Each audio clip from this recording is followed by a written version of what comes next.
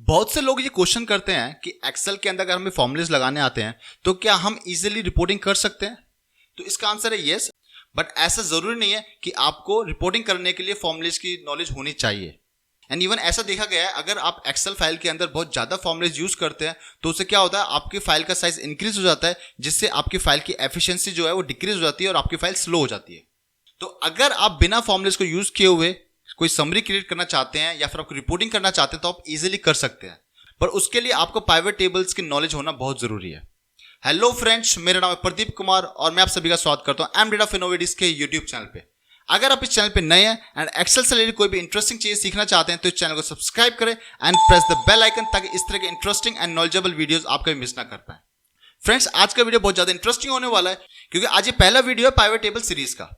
And आज हम लोग सीखेंगे कैसे आप पाइवट टेबल्स को एक्सेल के अंदर बहुत इजीली यूज कर सकते हैं। सबसे पहले बात करते हैं कि बेनिफिट्स क्या होते हैं पाइवट टेबल्स को यूज करने के। जब भी आप पाइवट टेबल्स यूज करते हैं, सबसे पहला एडवांटेज ये है, यहां पर आपको कोई भी फॉर्मूला लगाने की जरूरत नहीं पड़ती एंड ना ही आपको इसमें कोई कैलकुलेशंस करने की जरूरत पड़ती है। एक्सेल ऑटोमेटिकली कैलकुलेशंस आपके बिहाफ पे करके देता है एंड वो ऑटोमेटिकली फॉर्मूलेस को यूज करता है। आपको फॉर्मूला भी नहीं लगाना है एंड आपको खुद से कोई कैलकुलेशंस भी नहीं करनी है manually. Easy drag and drop, जो भी रिपोर्ट्स आप क्रिएट करना चाहते हैं उसके लिए आपको अपनी फील्ड्स को सिर्फ ड्रैग एंड ड्रॉप करना है। इजी टू क्रिएट समरी, किसी भी तरह की समरी आप जो क्रिएट करना चाहते हो वो आप इजीली क्रिएट कर सकते हो पाइवट टेबल्स के थ्रू। हेल्पफुल इन रिपोर्टिंग, देखिए टॉप मैनेजमेंट क्या करता है, वो आपको डेटा प्रोवाइड करा देते हैं एंड वो कहते हैं कि उनको सिर्फ और सिर्फ रिपोर्ट्स चाहिए, तो वो रिपोर्टिंग आप पाइवट टेबल्स के थ्रू बहुत इजीली कर सकते हैं। Easy to refresh the data, मान लीजिए एक बार आपने रिपोर्टिंग क्रिएट कर दिया किसी डेटा से, कल को मान लीजिए वो डेटा आपका इंक्रीज होता है तो आपको रिपोर्टिंग करने की दोबारा जरूरत नहीं है, आपको सिर्फ अपना डेटा रिफ्रेश करना है एंड जो आपकी रिपोर्ट्स है वो ऑटोमेटिकली अपडेट हो जाएंगी। पाइवट टेबल्स के लिए वीबीए की नॉलेज रिक्वायर्ड नहीं होती। तो सबसे पहले देखते हैं हम डेटा को। यहां पर हमने पाइवट टेबल्स क्रिएट करने के लिए ई कॉमर्स इंडस्ट्री का डेटा लिया हुआ है। अगर मैं आपको नीचे तो दिखाता हूं तो यहां पर हमारे पास 5000 प्लस ऑर्डर आईडीज है। यहां पर जो डेटा है हमारे पास, यहां पर हमने ऑर्डर आईडी लिया हुआ है, वो ऑर्डर किस डेट को आया, किस डेट को वो ऑर्डर शिप हुआ है, उस ऑर्डर का शिप मोड क्या था, किस कस्टमर ने ऑर्डर प्लेस किया है, वो प्रोडक्ट किस सेगमेंट से बिलोंग करता है, सिटी, स्टेट, रीजन, उस प्रोडक्ट की आईडी क्या है, वो प्रोडक्ट किस कैटेगरी एंड सब कैटेगरी से बिलोंग करता है, किसी भी ऑर्डर आईडी का सेल्स अमाउंट कितना है, क्वांटिटी कितनी है एंड अगर हमने कोई डिस्काउंट दिया है तो कितना % डिस्काउंट दिया है एंड उस ऑर्डर की टोटल कॉस्ट कितनी है। तो ये हमारे पास कंप्लीट डेटा गिवन है। अब मान लीजिए टॉप मैनेजमेंट की फर्स्ट रिक्वायरमेंट ये है, वो ये देखना चाहते हैं कि हमारे पास टोटल सब कैटेगरीज कितनी है एंड इन सब कैटेगरीज के बेसिस पे टोटल सेल्स अमाउंट कितना है। तो इस चीज को हम 2-3 तरीकों से कर सकते हैं। सबसे पहला तरीका तो ये है कि मैं इस सब कैटेगरी में फिल्टर लगाता हूं एंड यहां से मैं जैसे फिल्टर को ओपन करूंगा तो यहां से मेरे पास सारी लिस्ट दिखाई देती है कि कौन कौन सी सब कैटेगरीज हमारे पास अवेलेबल हैं। हमने फिल्टर के ऊपर एक ऑलरेडी एक डिटेल में वीडियो बनाया हुआ है। अगर आप उस वीडियो को देखना चाहते हैं तो आप आई बटन पे क्लिक करके उस वीडियो को डिटेल में देख सकते हैं। यहां पर जितनी भी सब कैटेगरीज हैं आप एक एक करके उस ऑप्शन पे चेक करेंगे, क्लिक ओके एंड जैसे ही आप सेल्स अमाउंट कॉलम पे सेलेक्ट करेंगे तो यहां पर आपको टोटल दिखाई देता है। अगर मैं एक्सेसरीज सब कैटेगरी की बात करता हूं तो इसकी टोटल सेल्स 72,235 एंड इसको मैं कहीं पर नोट कर लूंगा कि एक्सेसरीज की टोटल सेल्स हो गई आपकी 72,235। सेम मैं चेक करूंगा अप्लायंसेस, आर्ट, बाइंडर, सेम मैं सारी जितनी भी सब कैटेगरीज होंगी सभी के लिए एक एक करके चेक कर सकता हूं। तो ये थोड़ा सा मैनुअल प्रोसेस हो गया। मैं ऐसे फिल्टर को ओपन करता हूं तो ये हो गया आपका पहला तरीका। दूसरा तरीका, आप इस सब कैटेगरी वाले कॉलम को कॉपी करेंगे एंड किसी भी ब्लैंक कॉलम में जाके पेस्ट कर देंगे। उसके बाद आप प्रेस करूंगा Alt+AM, जिसके थ्रू मैं रिमूव डुप्लीकेट कर सकता हूं। इसके थ्रू क्या हुआ, जितनी भी डुप्लीकेट वैल्यूज थी वो सारी रिमूव हो गई। रिमूव डुप्लीकेट्स के ऊपर भी हमने ऑलरेडी एक वीडियो बनाया हुआ है बिल्कुल डिटेल में, आप आई बटन पे क्लिक करके उस वीडियो को भी देख सकते हैं। यहां पर मेरे पास जितनी भी सब कैटेगरी है वो सारी तो आ गई। अब मुझे इनका टोटल सेल्स अमाउंट निकालना है। उसके लिए आप यूज करेंगे यहां पर सम इफ का फॉर्मूला। सम इफ रेंज हो जाएगी आपकी सब कैटेगरी वाली कॉलम, कॉमा रेंज हो जाएगा मेरा ये वाला सेल, कॉमा सम रेंज मुझे चाहिए टोटल सेल्स, तो मैं इस वाले कॉलम को सेलेक्ट करूंगा, bracket close, hit enter and यहां से मेरी टोटल सेल्स निकल के आ गई। अगर मैं इसी फॉर्मूले को नीचे ड्रैग करूंगा तो मेरे पास टोटल सेल्स आ जाएगी सारी की सारी सब कैटेगरीज के लिए। तो इस तरीके से भी आप सारी सब कैटेगरीज के लिए टोटल सेल्स निकाल सकते हैं। बट यहां पर आपको सम इफ के फॉर्मूले की नॉलेज होना बहुत जरूरी है। अगर आपको सम इफ का फॉर्मूला नहीं आता है तो ऊपर आई बटन पे क्लिक करके आप सम इफ का वीडियो देख सकते हो, जिसमें हमने एक्सप्लेन किया हुआ है कि कैसे आप सम इफ एंड सम इफ के फॉर्मूलेस को डिफरेंट कंडीशंस में यूज कर सकते हैं। अब इसमें कुछ लिमिटेशंस है। मान लीजिए इस डेटा में मैं एक सब कैटेगरी ऐड करता हूं यहां पर मोबाइल के नाम से ये मोबाइल का जो नाम है आपको इस सब कैटेगरी के नीचे नहीं दिखाई देगा। यहां पर हमने रिमूव डुप्लीकेट यूज किया था जो हमारा मैनुअल प्रोसेस है, इसीलिए इस डेटा के नीचे कभी भी आपको नया डेटा डालेंगे तो वो डेटा आपका इस डेटा के अंदर रिफ्लेक्ट नहीं करेगा। तो इन लिमिटेशंस को दूर करने के लिए हम लोग यूज कर सकते हैं पाइवट टेबल्स, जहां पर फॉर्मुलेस की नॉलेज होना जरूरी नहीं है। तो आपको क्या करना है, पाइवट टेबल्स के लिए आपको एक चीज ध्यान रखनी है कि जो आपका डेटा होगा, डेटा के अंदर जो हेडिंग्स है उसमें कोई भी हेडिंग आपकी ब्लैंक नहीं होनी चाहिए। अगर कोई हेडिंग ब्लैंक होगी तो आपका पाइवट टेबल नहीं लगेगा। तो आपको कंप्लीट डेटा सेलेक्ट करना है। कंप्लीट डेटा को सेलेक्ट करने के लिए आप सबसे पहले वाले सेल पे क्लिक करके कंट्रोल शिफ्ट को प्रेस करेंगे एंड जैसे आप डाउन की प्रेस करेंगे तो नीचे तक का डेटा आपका सेलेक्ट हो जाता है। उसके बाद आप कंट्रोल शिफ्ट के साथ राइट की प्रेस करेंगे तो आपका राइट हैंड साइड का डेटा भी कंप्लीट सेलेक्ट हो जाएगा। दूसरा प्रोसेस ये होता है, आप इस डेटा के अंदर किसी भी सेल पे क्लिक कीजिए एंड आपको प्रेस करना है कंट्रोल ए, जिससे आपका कंप्लीट डेटा सेलेक्ट हो जाता है। उसके बाद आपको शॉर्टकट प्रेस करना है ऑल्ट डी पी, जो हम पाइवट टेबल्स के लिए यूज करते हैं। आपको क्लिक करना है नेक्स्ट पे। जो हमने डेटा सेलेक्ट किया हुआ है सेम रेंज आपको यहाँ पर दिखाई दे रही है, तो आपको यहाँ पर कुछ भी करने की जरूरत नहीं है। क्लिक करना है आपको नेक्स्ट पे। यहाँ पर आपके पास दो ऑप्शंस आते हैं, न्यू वर्कशीट, एग्जिस्टिंग वर्कशीट। अगर आप पाइवट टेबल किसी स्पेसिफिक शीट पे क्रिएट करना चाहते हैं तो आपको सेलेक्ट करना है एग्जिस्टिंग वर्कशीट एंड यहां से आप उस सेल पे क्लिक करेंगे जहां भी आप पाइवट टेबल क्रिएट करना चाहते हैं। बट हम लोग सेलेक्ट करेंगे न्यू वर्कबुक, जिससे क्या होगा, ये एक नई शीट क्रिएट करेगा आपका स्टार्टिंग में एंड उसके अंदर पाइवट टेबल्स को क्रिएट करता है। मैं क्लिक करता हूं फिनिश पे, तो इसने यहां पर एक शीट ऐड कर दिया शीट 1 के नाम से एंड यहां पर एक पाइवट टेबल आपका क्रिएट हो गया। अभी के लिए आपको ये पाइवट टेबल ब्लैंक दिखाई देगा क्योंकि अभी हमने किसी भी तरीके डेटा क्रिएट नहीं किया है। राइट हैंड साइड में आपको कुछ सेक्शंस दिखाई देंगे। ये जो पहला सेक्शन होता है इसके अंदर आपकी सारी फील्ड्स हैं जिस डेटा से हमने पाइवट टेबल को क्रिएट किया है। अगर मैं आपको ऑर्डर शीट में दिखाता हूं, यहां पर जो आपकी हेडिंग्स है ऑर्डर आईडी से लेके कॉस्ट वाले कॉलम तक सेम, ये सारी फील्ड्स आपको यहां दिखाई देंगी ऑर्डर आईडी से लेके कॉस्ट तक सेम सीक्वेंस के अंदर। नीचे आपके 4 सेक्शंस और हैं, filters, rows, columns and values. सबसे पहले आप ये समझिए कि इन चारों सेक्शंस को हम यूज कैसे करते हैं, उसके बाद हम इसको प्रैक्टिकली देखेंगे। तो फिल्टर सेक्शन को हम जब यूज करते हैं जब हमें अपने डेटा के ऊपर कोई फिल्टर लगाना है। उसके बाद आपका रोज सेक्शन, अगर आपको कभी भी अपना डेटा रो वाइज दिखाना है इस तरीके से तो उसके लिए हम लोग रो सेक्शंस का यूज करते हैं। सेम हम लोग यूज करते हैं कॉलम सेक्शन का, अगर हमें कोई भी डेटा कॉलम वाइज दिखाना है इस तरीके से।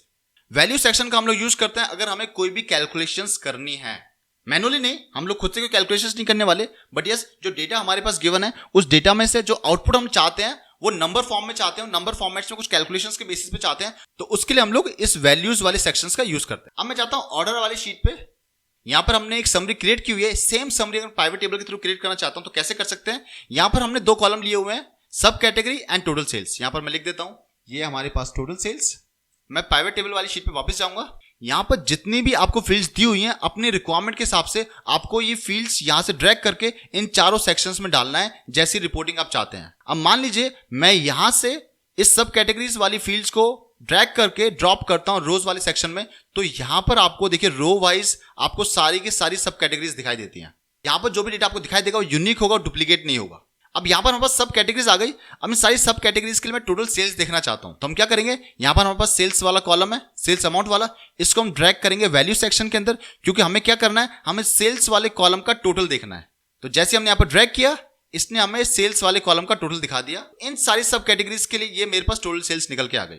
इस डेटा को मैं थोड़ा सा फॉर्मेट करता हूं, इन वैल्यूज को सिलेक्ट करके होम टैब से कॉमा स्टाइल पे क्लिक करूंगा तो ये डेटा मेरा थोड़ा फॉर्मेट हो जाता है, जो अच्छा दिख रहा है, जो थोड़ा सा प्रेजेंटेबल व्यू हो जाता है। हम लोग किसी वैल्यू को चेक करते हैं कि वैल्यू का आउटपुट सही भी आ रहा है कि नहीं।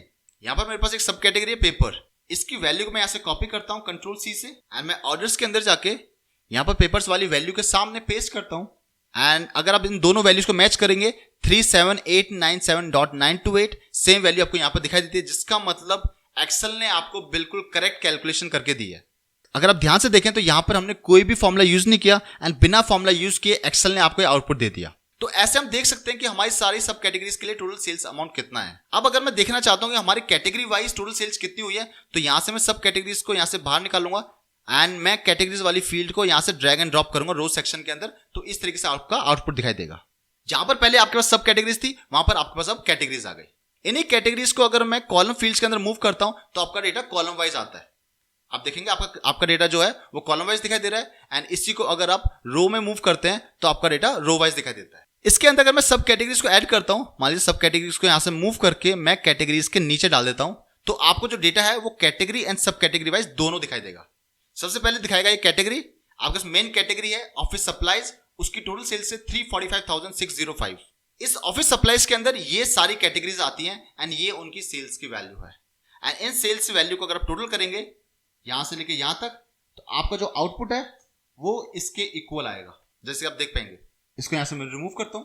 ऐसे ही आपका जो नेक्स्ट कैटेगरी है फर्नीचर एंड उसकी सब कैटेगरीज, नेक्स्ट आपका टेक्नोलॉजी एंड उसकी सब कैटेगरी। तो जैसे हमने फील्ड्स को इन सेक्शंस के अंदर मूव किया उसी तरीके से आपकी रिपोर्टिंग होना शुरू हो जाती है। तो यहां पर हमने एक छोटी सी रिपोर्ट क्रिएट की है जहां पर आप कैटेगरी एंड सब कैटेगरी वाइज डेटा दिखाता है एंड आपके टोटल सेल्स यहां पर रिफ्लेक्ट होती है।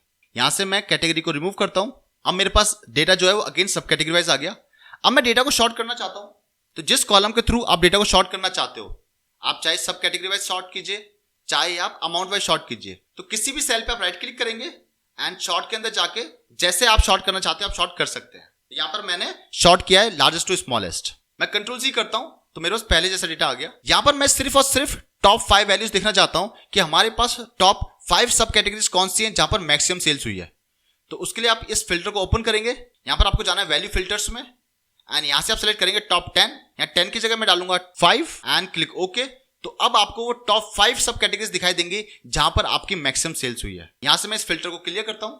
यहां पर जो डेटा अभी अवेलेबल है वो सब कैटेगरीज वाइज दिखाई दे रहा है, बट मैं सब कैटेगरीज के साथ साथ रीजन का डेटा भी देखना चाहता हूं। तो मैं क्या करूंगा, यहां से रीजन वाली फील्ड को उठा के यहां डाल दूंगा। जैसे मैं यहां पर इसको ड्रॉप करता हूं, आपके डेटा में अब सब कैटेगरीज एंड रीजन दोनों दिखाई देते। ये सबसे पहले आपका सब कैटेगरी आएगा, उसके बाद ये 4 रीजन्स एंड इस सब कैटेगरी के अंदर जो 4 रीजन्स के अंदर सेल्स है वो आपकी ये गिवन है एंड सेम आपका नीचे तक होगा। आप यहां पर स्क्रॉल डाउन करेंगे तो आप नीचे तक की वैल्यूज को देख सकते हैं। बट इसी डेटा को आप और अच्छे से प्रेजेंट करना चाहते हैं तो आप क्या कर सकते हैं, जो आपका रीजन वाला पार्ट है इसको आप कॉलम्स की तरफ मूव कर दीजिए। जिससे क्या होगा, जो आपका रीजन्स का डेटा है वो कॉलम वाइज आ जाएगा एंड जो आपका सब कैटेगरीज है वो आपकी रो वाइज आ जाएगी। ये आपका और अच्छा प्रेजेंटेबल व्यू होगा जिसके थ्रू आप इजीली डेटा को रीड कर सकते हो। आपको बार में स्क्रॉल डाउन करने की जरूरत नहीं है। अगर आप कभी भी इस पाइवट टेबल के बाहर क्लिक करेंगे तो आपकी पाइवट टेबल फील्ड वाली विंडो चली जाती है। उसको वापस लाने के लिए आपको अपने पाइवट टेबल के अंदर कहीं भी क्लिक करना है एंड आपकी पाइवट टेबल फील्ड्स वाली विंडो वापस आ जाएगी। अगर कभी आपने गलती से इस क्रॉस पे क्लिक कर दिया तो ये विंडो आपकी चली जाएगी। चाहे आप बाहर क्लिक कीजिए, चाहे पाइवट टेबल के अंदर क्लिक कीजिए, वो विंडो वापस नहीं आती है। उसके लिए आपको क्या करना है, आपको जाना है पाइवट टेबल एनालाइज के अंदर। यहां पर आपको क्लिक करना है फील्ड लिस्ट पे एंड वो विंडो आपके पास वापस अवेलेबल हो जाती है। यहां से मैं रीजन को रिमूव करता हूं एंड यहां पर मल्टीपल कॉलम्स भी डाल सकते हैं।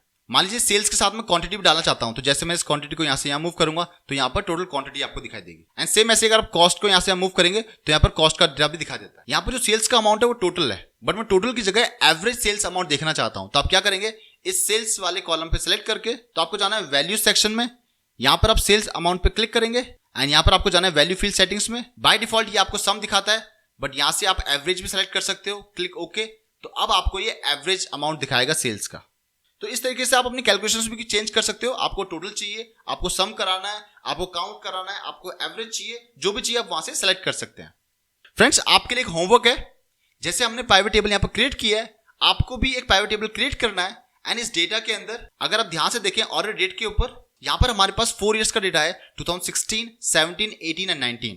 आपको फिल्टर लगा के ये बताना है 2019 ईयर के अंदर टोटल कितनी सेल्स हुई है एंड आप हमें कमेंट सेक्शन में बताइए टोटल सेल्स कितनी है 2019 ईयर के अंदर। मैं अपने प्राइवेट टेबल वाली शीट पे वापस आता हूं। यहां पर बात करते हैं फिल्टर वाले सेक्शन की। यहां पर मेरे पास सारी सब कैटेगरीज हैं। मैं अगर कैटेगरीज वाली फील्ड को फिल्टर में डालता हूं तो क्या होगा, ऊपर आपके पास एक फिल्टर दिखाई देता है कैटेगरी वाइज। यहां पर अभी आपके पास ऑल दिखाई देगा, बट जैसे इसको आप ओपन करेंगे यहां से आप किसी भी कैटेगरी को सिलेक्ट कर सकते हो। यहां से मान लीजिए मैं सिलेक्ट करता हूं फर्नीचर एंड क्लिक ओके। तो अभी आपको सिर्फ और सिर्फ फर्नीचर का डेटा दिखाता है। तो इस तरीके से आप जो आपने डेटा यहां पर क्रिएट किया है उसके ऊपर आप फिल्टर्स लगा सकते हो एंड आप एक से ज्यादा फिल्टर्स भी यूज कर सकते हैं। यहां से मान लीजिए आप स्टेट को भी ट्रैक करके यहां पर डाल सकते हो। तो अब आप यहां पर 2 फील्ड से फिल्टर्स को लगा सकते हो। बट यहां पर जो फिल्टर्स हम लोग यूज करते हैं उसकी एक लिमिटेशन है एंड उस लिमिटेशन को दूर करने के लिए हम लोग बहुत बहुत स्लाइसर्स का यूज करते हैं। बट स्लाइसर्स हम लोग नेक्स्ट वीडियो में सीखेंगे। आई होप फ्रेंड्स आप लोगों ने इस वीडियो में बहुत कुछ नया सीखा होगा। नेक्स्ट वीडियो में हम लोग सीखेंगे कैसे आप स्लाइसर्स यूज कर सकते हैं एंड उसकी एडवांटेजेस क्या होती है एंड और क्या क्या फंक्शंस हम लोग पाइवट टेबल्स के अंदर यूज कर सकते हैं। कमेंट सेक्शन में आपको 2019 ईयर का रिजल्ट बताना है, प्लस आप हमें कमेंट सेक्शन में बताइए आपको ये वीडियो कैसा लगा। ये वीडियो अपने फैमिली एंड फ्रेंड्स से जरूर शेयर कीजिए ताकि वो भी एक्सेल से रिलेटेड इंटरेस्टिंग चीजें सीख सकें। नेक्स्ट वीडियो में आपसे बहुत जल्दी मुलाकात होगी। तब तक के लिए goodbye and take care.